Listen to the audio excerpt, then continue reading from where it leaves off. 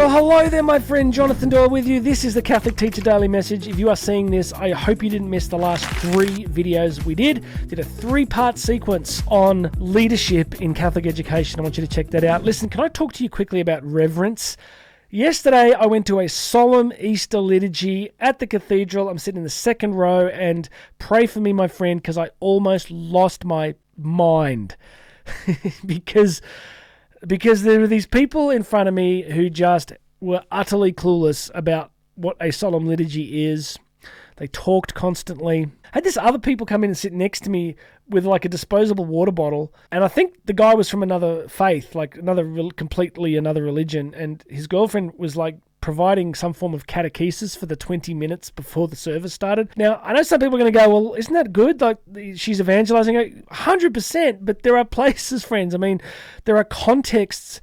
One of the things I teach my kids is the right behavior in the right place at the right time for the right reasons. Isn't it? I like that. I think I made that up. It's kind of virtue ethics, but I phrase it this way: the right behavior in the right place at the right time for the right reasons. So I'm sitting there and I'm praying. I'm like going, Lord, help me to be patient and loving and accepting. I'm going, but see, my mother was sitting next to me. She's almost 81. Amazing woman. You know, completely with it, deep faith. She lost her mind. Like, she was like basically just going to lose it. So if you cross at me, you got to get cross at this lovely old lady because she was feeling it. All of this leads me to think it's almost as if a generation that just don't have that filter. They just don't have that awareness. And the pushback would be, well, you know, isn't it great that they were there? And I'm like, I don't know how to answer that, because on one level, yes. But if their behavior is significantly impacting the prayerfulness, the solemnity, the experience for a significant number of others, how do you do that trade-off? I don't know. I'd love to know what you think. So could you do me a favor, leave a comment under here?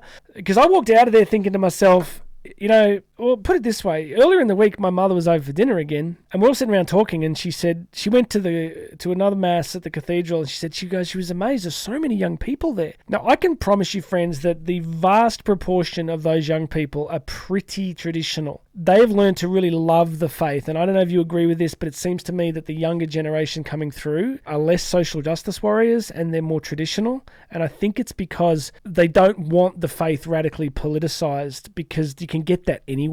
Like, you can get all sorts of causes and issues and politics. It's in our face all day, right? Like, it's on X, it's on every social media platform. Politics is everywhere. And I wonder if that younger generation coming through are looking for something sacred and ancient and beautiful. I just know what you think. So, you know, please leave something in the comments and say, Jonathan, you're losing your mind. But I just feel, look, here's where I got to with it. This was a solemn liturgy, and what I felt was I was there to worship the sovereign God of the cosmos. That's honestly what I think and feel. And yes, I know, as Augustine said, that Jesus is closer to us than we are to ourselves. I know he is compassionate and loving and present. So I'm not trying to, but he's also, you know, in the Latin, the Christos Pantocrator, the God of the cosmos. If you go to the National Basilica in Washington, D.C., you know, there was a fair bit of contention because the mosaic is of the Christos Pantocrator, and it is, if you see that mosaic in the National Basilica in Washington, it's imposing. It's like, you know, it kind of says to you, this is a big God.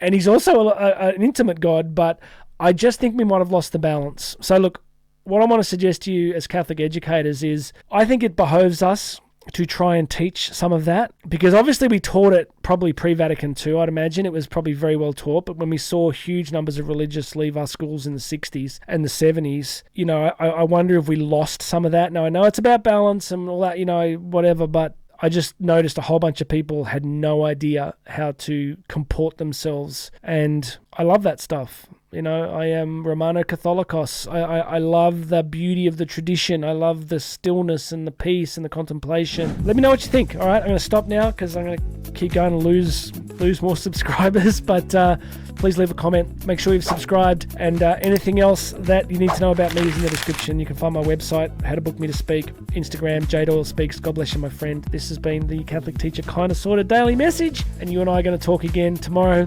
Stay reverent.